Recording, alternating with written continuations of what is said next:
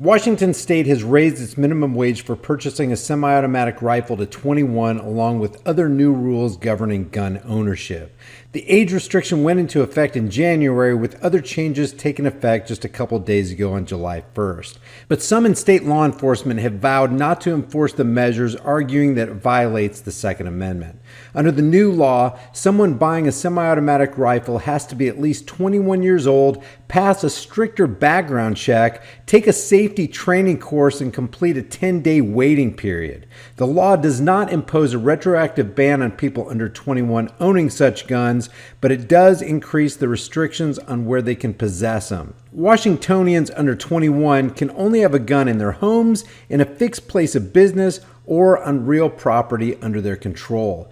And people of all ages are supposed to comply with the strict new storage requirements. Quote, a person who stores or leaves a firearm in a location where the person knows or reasonably should know that a prohibited person may gain access to the firearm is now, quote, guilty of community endangerment due to unsafe storage of a firearm if a prohibited person accesses the gun and uses it. This requirement has been met with heavy backlash, with critics pointing out the potentially dangerous consequences of making weapons more inaccessible in life-threatening situations. While the new law stipulates that nothing in it, quote, mandates how or where a firearm must be stored, it also says the only way to surely avoid unsafe storage penalties is through either, quote, secure gun storage or, quote, a trigger lock or similar device that is designed to prevent the unauthorized use or discharge of the firearm, end quote.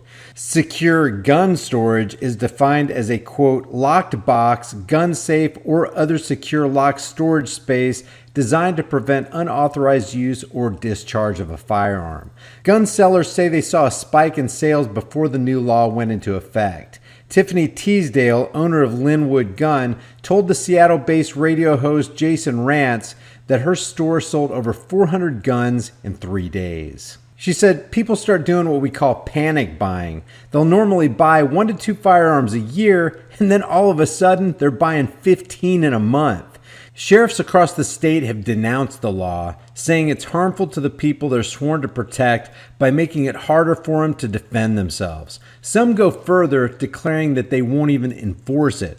Bob Songer, a sheriff in Klickitat County, told WTTH, I understand there's an argument that a sheriff has to follow the rule of law, and I would say generally that's true unless I feel as an elected official I have the authority and right to protect the rights of citizens in Klickitat County that I serve. To which I would say, how about this, Sheriff? Just leave it at shall not be infringed. The Spokesman Review reports that Stevens County Sheriff Brad Mankey and his deputies, quote, won't be issuing citations and making custodial arrests for most suspected violations, short of an obvious mentally ill person under 21 displaying a semi-automatic rifle in a dangerous manner. Mankey told the Chinook Observer, when my 19-year-old daughter can't carry a .22 rifle off our property, but we can send her off to war, I don't agree with that at all.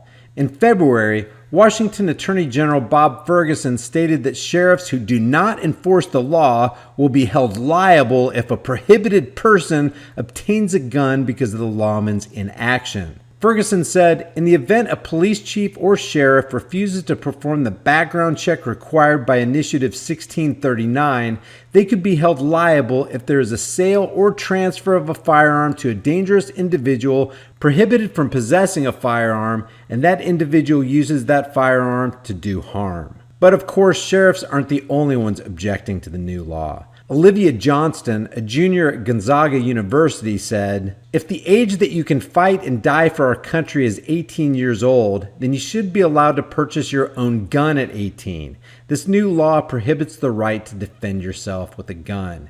In September of last year, California Governor Jerry Brown signed similar legislation raising the minimum age for rifle and shotgun purchases to 21.